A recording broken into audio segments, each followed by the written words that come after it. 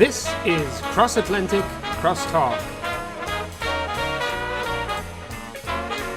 Hi, welcome back to the committee program, and this is another edition of Cross-Atlantic Crosstalk with the Cross-Atlantic Crosstalk gang. That is Ellie Mayo-Hagan, director of the class think tank, and deputy director of committee, Julia Doubleday. Hello to you both. Hi. Hello. This is a sort of a self-proclaimed change of direction from the people. Yeah, we do have a slight delay that you guys are responding back to me later, but we'll hopefully fix that in editing. In that, we are going to talk about a solid piece of culture rather than politics.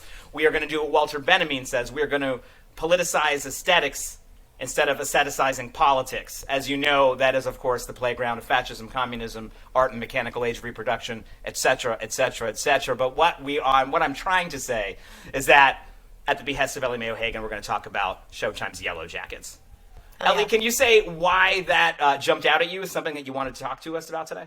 I really like how you tried to make it relevant there when actually, no, it was just me lobbying hard. I got Benjamin in there, the arcades. It was like we were in Paris, right? Yeah, it was good. Yeah. No, just to be clear, this was me like sort of sending lots of aggressive messages to the Crosstalk WhatsApp group being She like, just likes this is the what we show. need to talk about. Yeah, I just love the show. We were talking about it on Instagram. Yeah, no, the show is good. Yeah. I mean, is it political? I think, okay, if we want to put a political or cultural... Just dive in. What grabbed you? What grabbed you? It doesn't have to be political. Just what grabbed you? Just talk to us about it.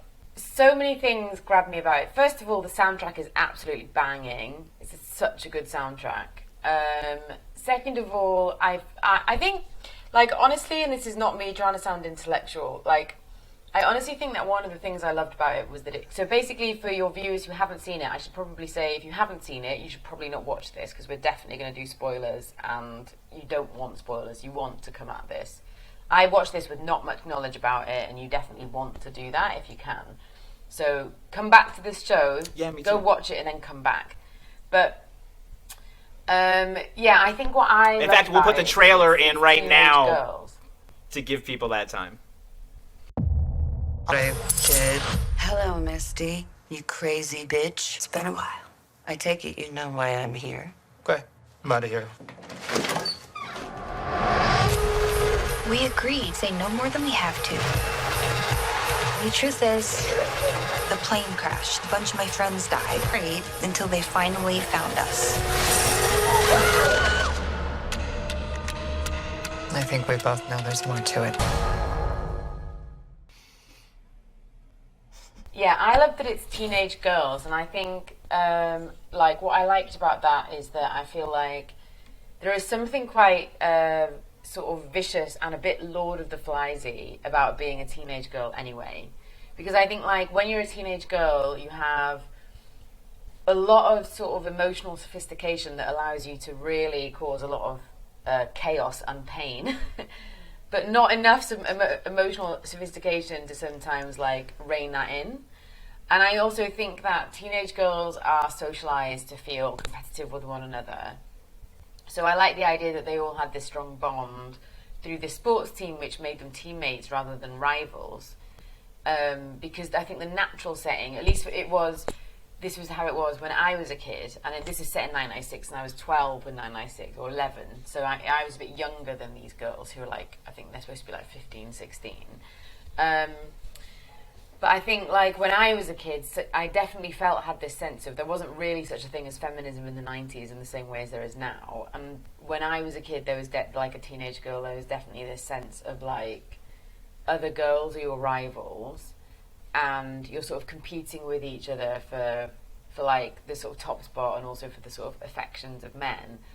And so I didn't feel like the premise where these girls sort of left to their own devices become these warring clans of cannibals was like totally removed from the experience of being a teenage girl anyway. I kind of felt like if you take that experience and dial it up to 11, and then you remove the sort of adult world, then you do get, like, you know, maybe you would get, like cannibalistic clans. I mean, obviously, I don't think you actually would, but you know what I mean? It like, I think it sort of speaks to something about the sort of experience of being a teenage girl anyway, like the kind of the rivalry, the sort of feeling that you're kind of, I don't know, I definitely feel like when you're a teenager, there's this sense that you're going to be sort of found out in some way, that you need to like protect yourself.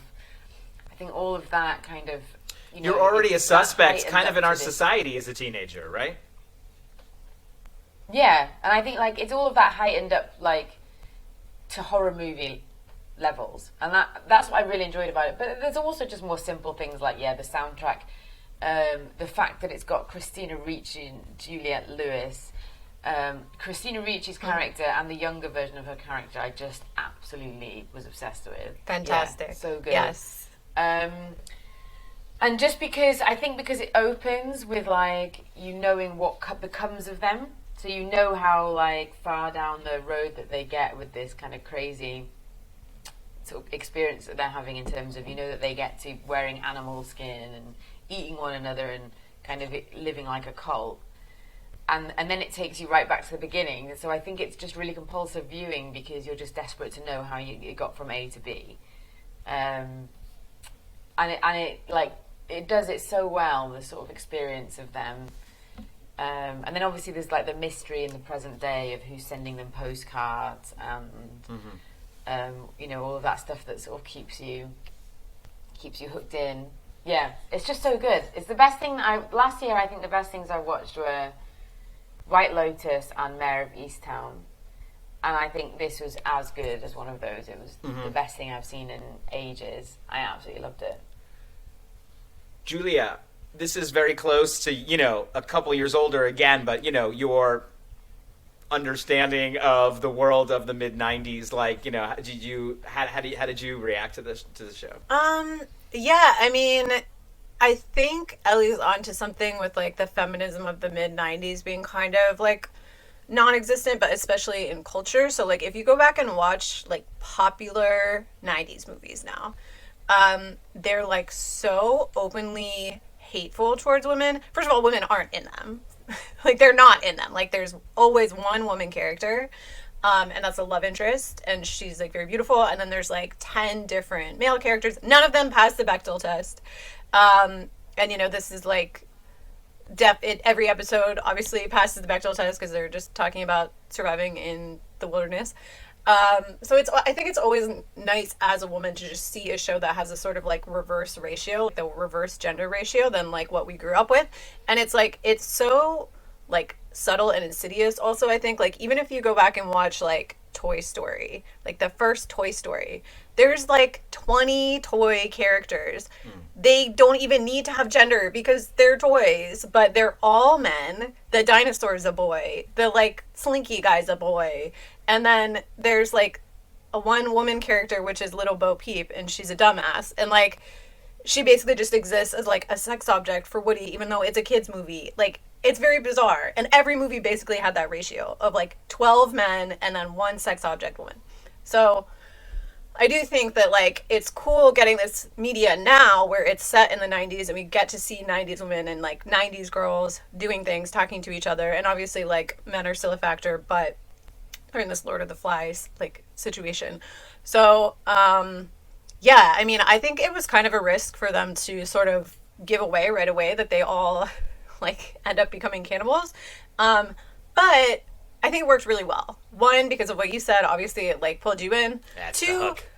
They're really earning it. Like, it's not like it went from like they crashed and like a few days later, like just for, you know, gore and horror, like someone goes crazy, they start eating each other. It's very, very slow burn. Like, you get to the end, we're all sort of led to believe that like Jackie's gonna get eaten, right? Like, I thought Jackie was gonna get eaten. I think killing Jackie in that way, that literally she got killed not really by freezing to death. She got killed because of this fight between her and her friend. So like literally getting killed by this sort of like teen resentment. She was frozen and what out, Ellie was to saying, use a pun, right? Yeah. And what Ellie was saying about like how hurtful teenage girls can be, like that fight that they get in right before she goes outside, that's a very familiar kind of fight that I've been in before, where it's like you can say things to your best friend that are, nobody else can hurt you that bad because they know you better than anyone. You know, like they can say things that like are just so deeply true and also maybe like not a nice interpretation of what they are or what they're like. But it's that much more painful because it's this person who really, really knows you. So that's what killed her. So I think setting that up as like sort of a like flashpoint of like, as we start to go like down this darker path at the end of the season, instead of doing this easier route of like, oh, they're just all on drugs and then they eat somebody, which they end up backing away from, I think was, even though it was kind of disappointing in the moment, I think it was the right decision artistically. It makes more sense that Shauna's going to get a lot darker and Shauna's going to get a lot crazier because she just accidentally killed her best friend, who she already like slept with her boyfriend, you know, like she's going to have a lot of issues from having done this. It's interesting also in terms of what you're saying, both. Oh, go on, sorry. No, you go, Arun. You go first, actually. Oh, I was just going to say that the 90s are kind of an interesting canvas for all of this because it is such a blank canvas. Not in that we all don't have tons of bullshit 90s nostalgia, step into the 90s, only 90s kids will like, etc. But just it is this end of history moment, right? The Cold War is over. Seemingly there's a cultural and political hegemony that is just the way it should be. Right, and that the way it should be now should unfettered spread across the world, and this does sound like a very in a very satisfying and slightly spiritual way an answer to that. I just wanted to go off what you were saying, which is that I also have a theory that. So first of all, to talk specifically about the last 2 years, there's had to be this choice that happens in art of whether you're going to acknowledge the pandemic happened or not, and unless you want the pandemic to actually be a plot point, almost every movie and TV show is just like, let's do an alternate reality where there was no pandemic, because we don't want to get into that. It's like a whole other topic. But that's becoming less and less sustainable, right? Because now it's been 2 years. So is the world of 2019 exactly the same as 2022? Not really, but they're very, very similar. Is the world of 2019 exactly the same as 2025? What about 2029? So at what point are we going to say, well, we've got to stop doing this alternate universe thing because now it's weird. Like, now we've been in the pandemic for 10 years. Our kids grew up all wearing masks to school. Should we all be on this alternate timeline, or do we now have to turn right and come and do this? So I think that that's almost a microcosm also of what we see in a little bit of a reluctance to move beyond the 90s, because I think like another thing that makes scripts potentially more complex is iPhones. Having an iPhone changes how your characters can interact, having cell phones, having constant access to be able to talk to each other and post on social all the time. If you don't want to write that into your story, which is itself a sort of character or a sort of canvas that you have to then incorporate into the story. If you don't want to do that, you have to say, let's just write it in the 90s. And I honestly feel like a lot of people are doing that, especially like in horror. So you don't say, well, why don't they just text someone? Why don't they just call someone? Let's just set it before all of this stuff happened, because the storytelling is simpler that way.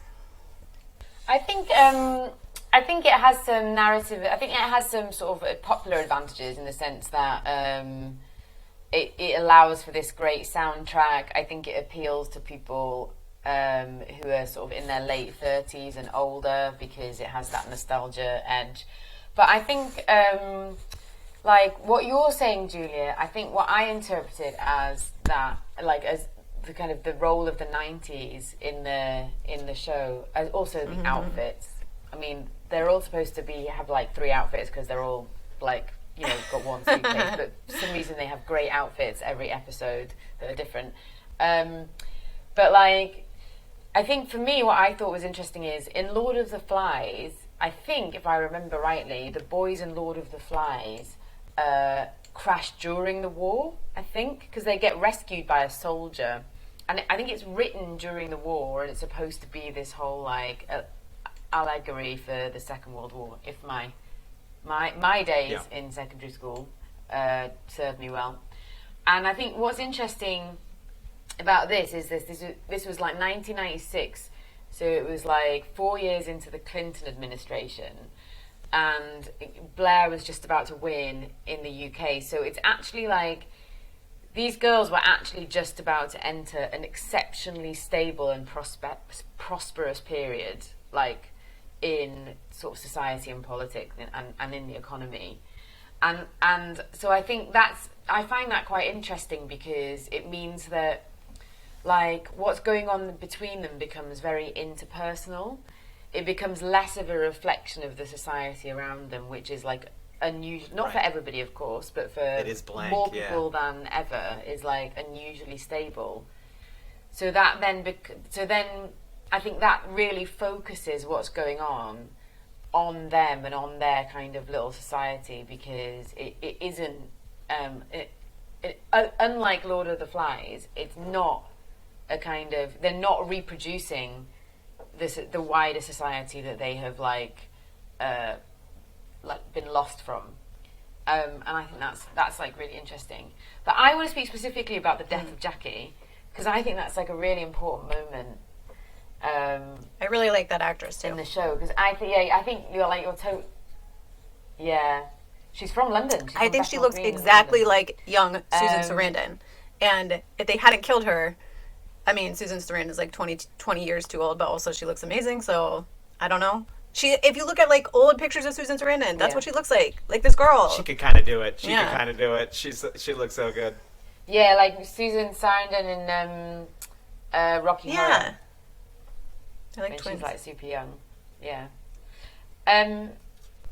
I think like I totally agree with you, Ren, that like that death is her being frozen out of her friendship group, and it is like a sort of metaphor for that. But I also think that is like the moment that we see the real ascension of Lottie. I know that like the orgy, well, the attempted and failed orgy has already happened by that point, but like I think that Jackie, like, because Jackie is like the sort of the team captain, the popular girl who's going out with the popular guy, and she's like pretty judgmental of them all kind of going off the rails. I think that her dying sort of represents like the death of the old order, like the death of sort of social order, like the social order that existed in the real world, that she sort of represented, because she was kind of at the top of that as the captain. And so I think that is going to be the moment in the next season where we might look back and say that's the moment where all the no, I think you're absolutely right. That's right. I think like she in a graduate sense almost. Like it's like it's like sort of the you kill the king, whether it's Charles or Louis or whoever, you're like, we have to do this thing, we have to kill the king, and then there's this moment of like, oh, but now what? And like, what did that mean? But you somehow were compelled to do it, even just to kind of clean the slate. Sorry, Julie, I interrupted you. Oh, I was just gonna say, I think you're right. I think that she was like, even in the last the last scene, it wasn't just that she got in the fight with Shauna, right? It was that because Shauna is objectively in the wrong in that argument. So you can kind of see it going the other way, where everyone sort of sides with Jackie, right? Because Shauna slept with her boyfriend and didn't tell her. But instead they all kind of side against Jackie. So I think that's also the sort of larger mood in the room that came from the fact that Jackie doesn't want to acknowledge that anyone has power except her, right? So Lottie being able to like conjure this bear, that is sort of a challenge to her feeling powerful. And I think we've seen through the whole show, she was the most powerful character at home, right? Like, she was both socially and on the team, sort of like the leader of all these girls. They all looked up to her. There's that whole scene where she like pulls them aside at the party. But as soon as they crash, like really early on in the season, it's established that like Jackie is really useless in the wild. Like she doesn't know what she's doing. She doesn't really want to do. She's not good at stuff. Like she doesn't really want to do this stuff. Like she's like, like I'm not good at cleaning. I'm not good at cooking. And also I don't really want to help that much. And suddenly that kind of attitude that like isn't really a team player attitude is like sort of turning everyone against her from the beginning. And then Lottie's able to conjure this bear. She's been very, very dismissive of all the magical stuff. And this is like a huge blow to her claim that like all the magical stuff is craziness, right? So of course she is like taking it very personally. I think you're right. There's like this big conflict between Lottie and now all the girls that are sort of won over by the fact that they're literally eating a bear. And meanwhile, what can Jackie give them? Just like sarcastic comments and like sitting in the corner being pretty. Like that's not the leader you need in the wilderness. You need the antler queen. Yeah, and I think like obviously I think that the real sort of key of that moment is when like coach tries to assert his authority as the adult and the in man room, and as like yeah, and the boss in some way, and then Lottie is like, stay out of this, coach. And I think there is like an exchange of power happening there between the two of them, because Lottie, well, I don't even think it's like Lottie has purpose. It's more that like, I think they are starting to think that Lottie understands the world that they found themselves in, and can to some extent control it. Whereas, as you say, Jackie just sits in the corner looking hot. it's not as useful, Which in is the not wild. really what. Yeah, it's super useful in high school, but not when you're in a pain. What are both of you hoping? What are both of you hoping that they will expand on in the second season, and what are you both hoping also they might diminish in the second season? You go first, Ellie. Well, obviously, I'd like to see some more adult survivors. So, I mean, we'll probably meet Lottie in the second season. And I read that they were thinking of, like, I'm not sure if it was like the showrunners who were thinking about it, or whether it's just fans. We're thinking of casting, I can't remember that actress's name, but she's in 40 Days and 40 Nights. With the film with... Oh, that's an old movie. Yeah, the one with I don't Josh remember who's in this, Hartnett. except Josh Hartnett. Yeah. And what happened to him? I don't know what happened to him. He's actually experiencing a very welcome career revival. He was just in a mini-series called The Fear Index that is based on a Robert Harris book. And he's also in the next Guy Ritchie film. I don't know why I know this. Oh. Yeah, what are you, his agent? Yeah. I've got some news, guys. British people are required to know what Guy Ritchie is doing at all times. What Josh Hartnett is doing. Yeah, that's what we learn. learn. We learn what Guy Ritchie's doing at all times in school. What was I saying? So I definitely want to meet adult Lottie. But I guess what I'm kind of worried about is like, I'm worried that they might over-egg this cult thing, because I mean it's clear that like Lottie has since like formed a cult, right, based on what happened in the forest out there, as they call it, what happened out there, and she's clearly cultivated a few followers.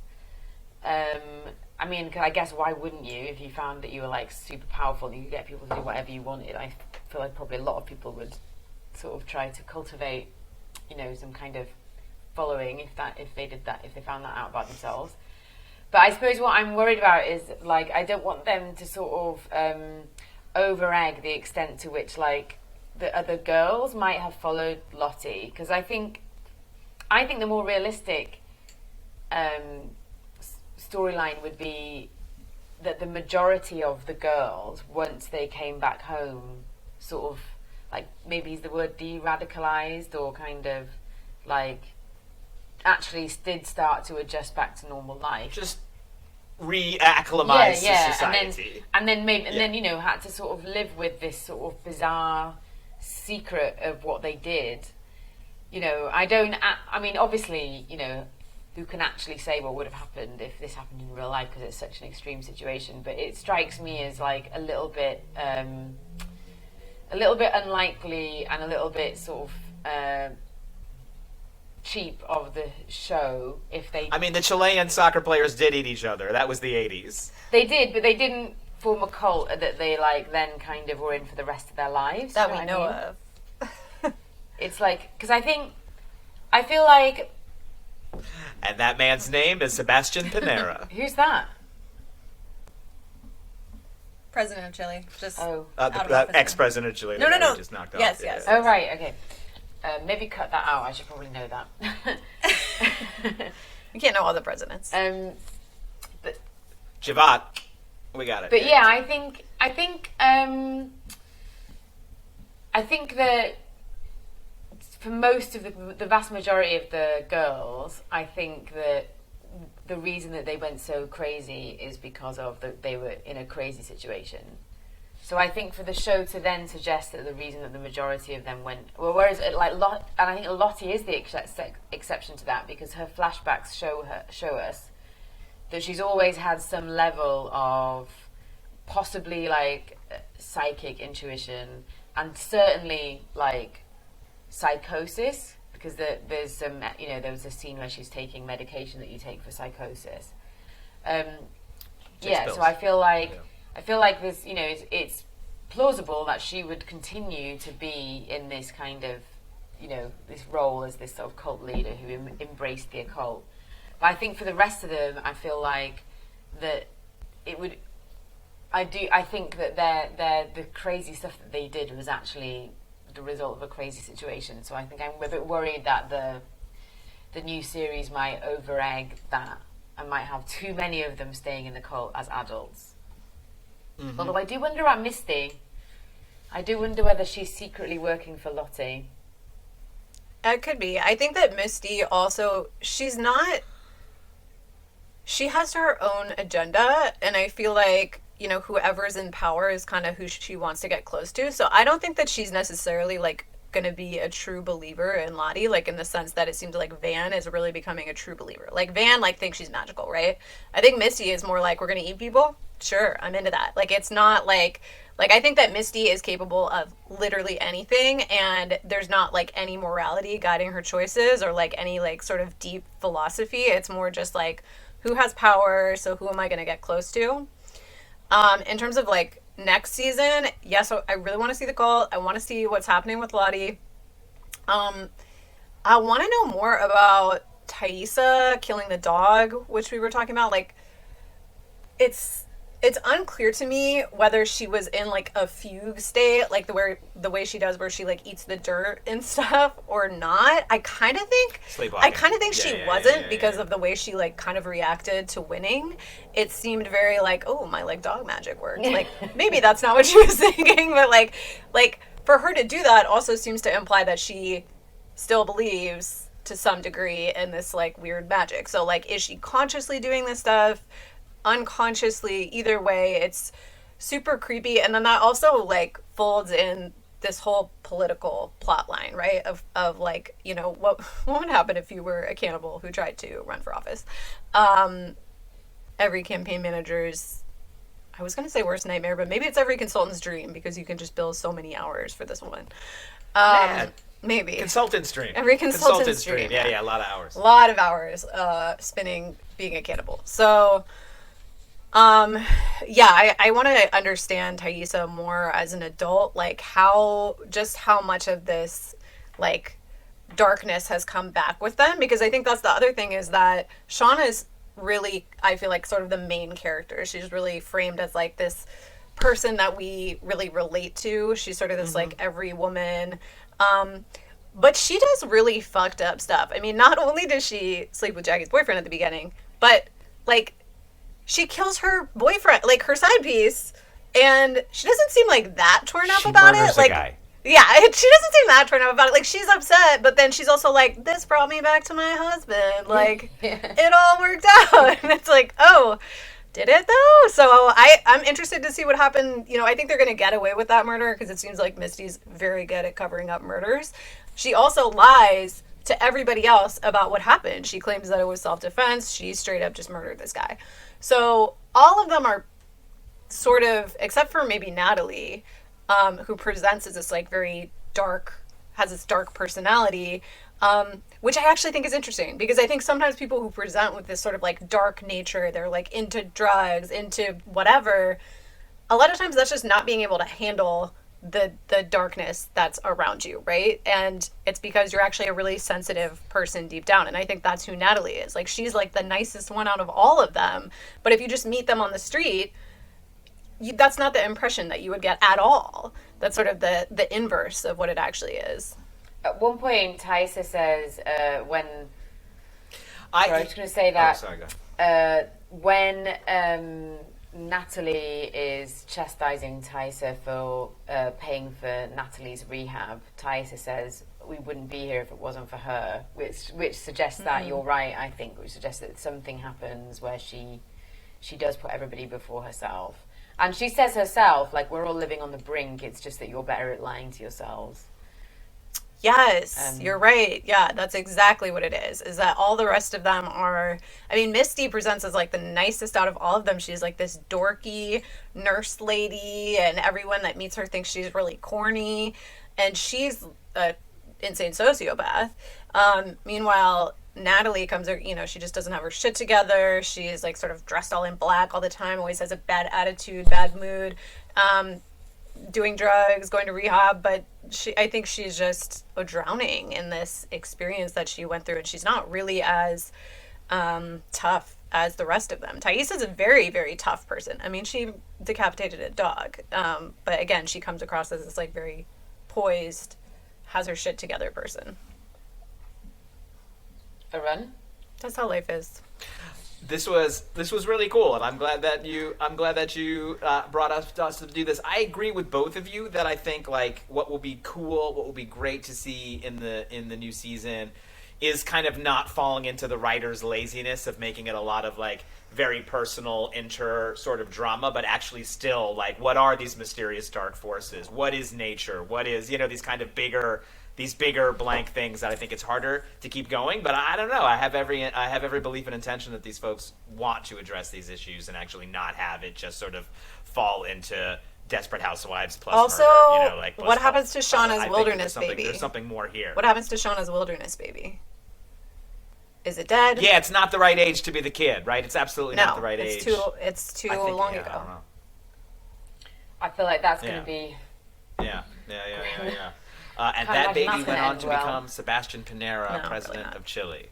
Thank you so much for joining us on the committee program as we address the important cultural issues of our time on Showtime. They work harder because they're number 2. Committee, comitato, committed, committedo, corul, committee, we young way, submittee. Thanks so much again for joining us tonight on the committee program. You can always support the show by becoming a member on patreon.com/committee program. You can follow us on all of our social media accounts, including on Twitter @committeepro, YouTube, the committee program, Instagram, the committee program, Facebook, the committee program. And you can actually visit the committee program company store now at TeePublic, the committee program shop. We have a couple of things. We will try to get some more. Special thanks, as always, to our team, Xhevat Kastrati, Fiamma Meli, Jacopo Castelletti, Forrest Lovette, and committee's deputy director, Julia Doubleday. Try and look alive out there, folks. It's later than you think.